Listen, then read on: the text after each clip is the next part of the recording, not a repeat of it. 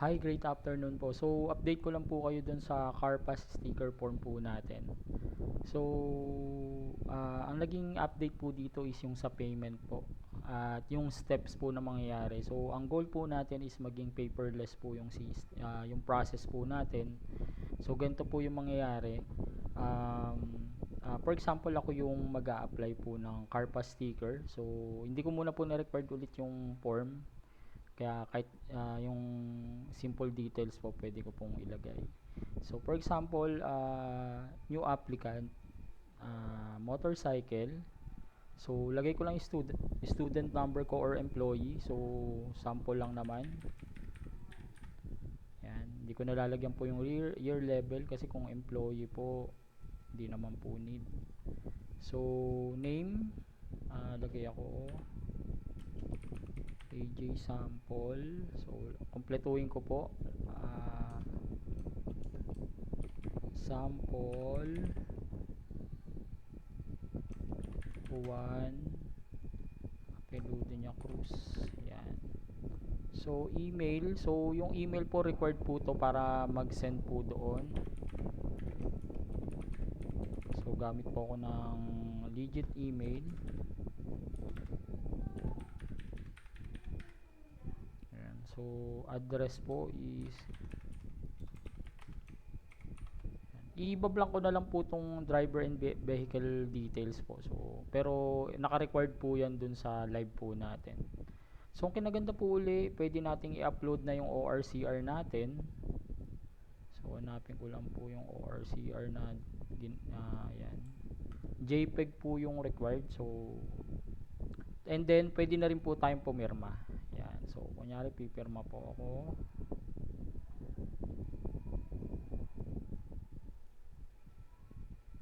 Yan, and send.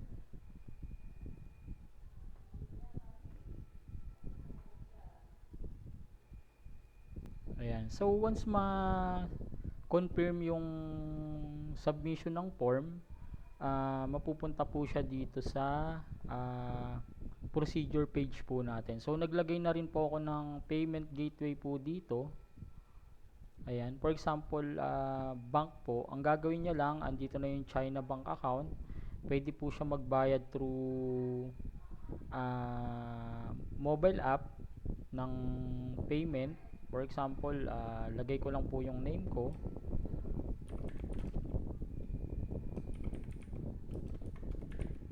Yan, Juan de la Cruz.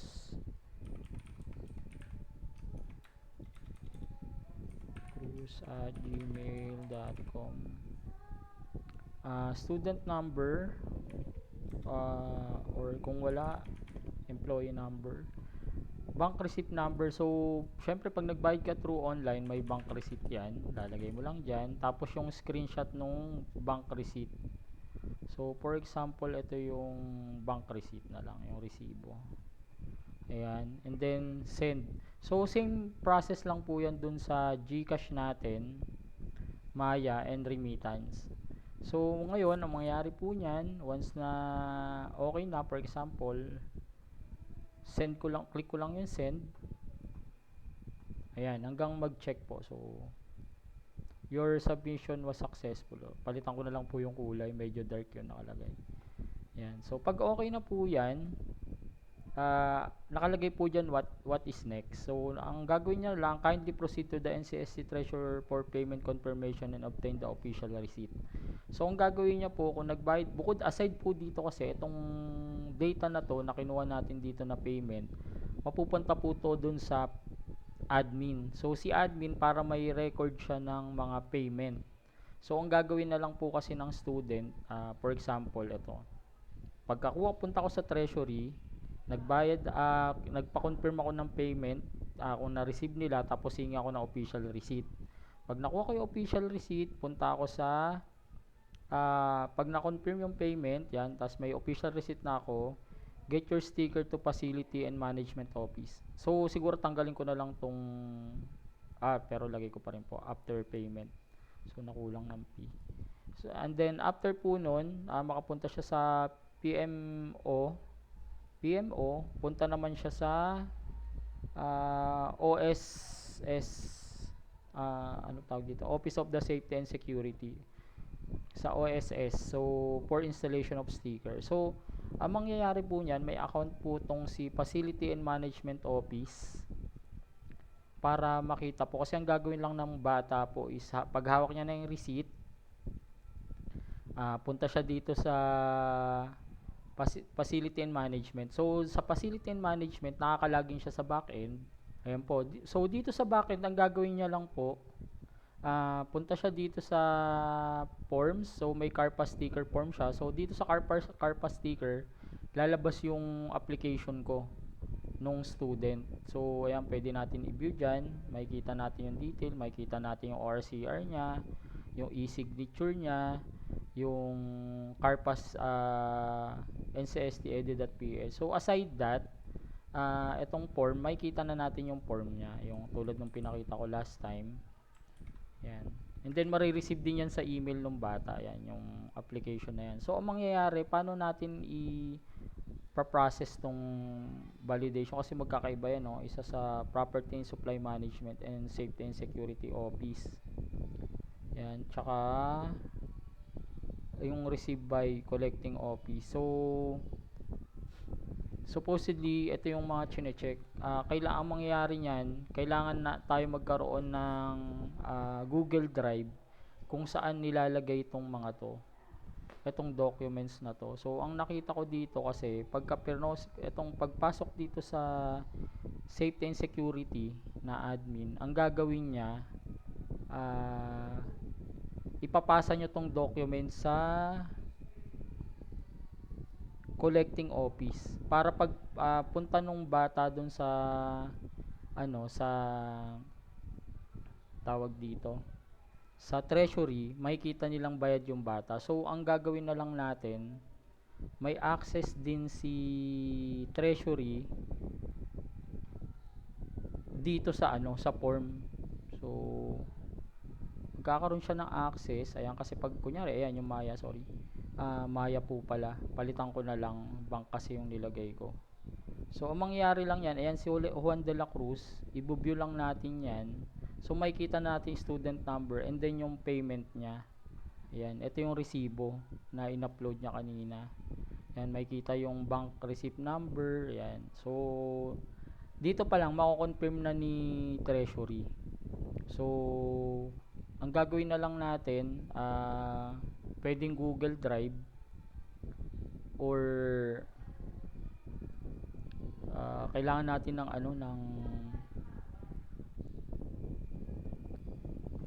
ng tawag dito, CRM siguro. So, baka lagyan ko ng CRM taskban para doon nilalagay yung documents ng bata kung ano na yung status. So, gagawa tayo ng status.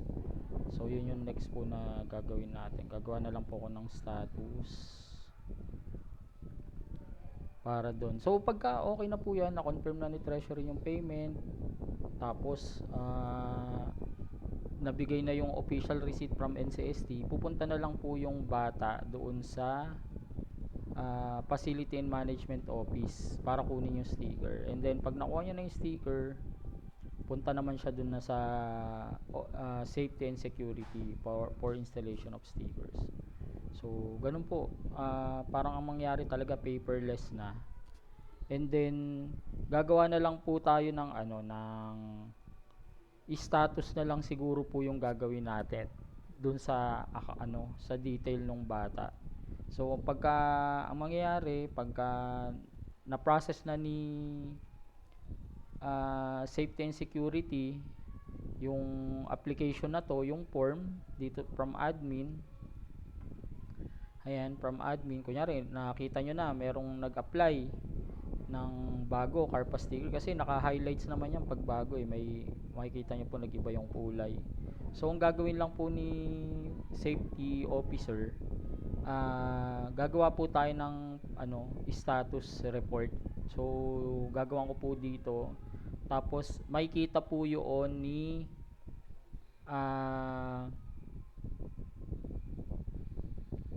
sino po ba yung next? Si Facility and Management. Si muna po, Treasury. So, ang gagawin, pag check ni treasury dun sa backend, makikita niya, bayad ano na to, nagbayad na. Tapos lalagay niya lang status payment confirmed. Tapos pagka nagkaroon ng payment confirmed, po-proceed naman po sa yung backend, makikita naman po ni Facility and Management Office para pag i-check niya lang yung student number, na okay na tong bata, nagbayad na, confirm na ng treasury yung payment. And then tsaka pag nakuha niya yung sticker, punta na siya sa safety and security. So actually ang pwedeng process dito, kahit student number lang or official receipt lang from NCST yung dala niya, mako-confirm na agad yung process. So wala nang documents actually na dala yung bata, kasi dito pa lang kay safety officer nakikita niya na yung mga documents na pinasa ng bata. So pagka na-confirm niya na yung yung mga pinasa ng bata na okay na to, legit na tong mga sinubmit niya, lalagyan niya naman ng status na na for safety, for na siya, yung sa facility and management, for payment na siya. So pagka okay na yung payment, nakabayad na, pagka na-confirm na yung payment, so ang gagawin lang naman ni facility management is i-confirm kung bayad talaga yung bata. Pagka confirm na bayad na yung bata, check niya lang sa backend, nakalagay paid, bigyan na ng sticker, tapos punta na siya sa safety and security installation of sticker. So let me know po kung okay po sa inyo tong process na to.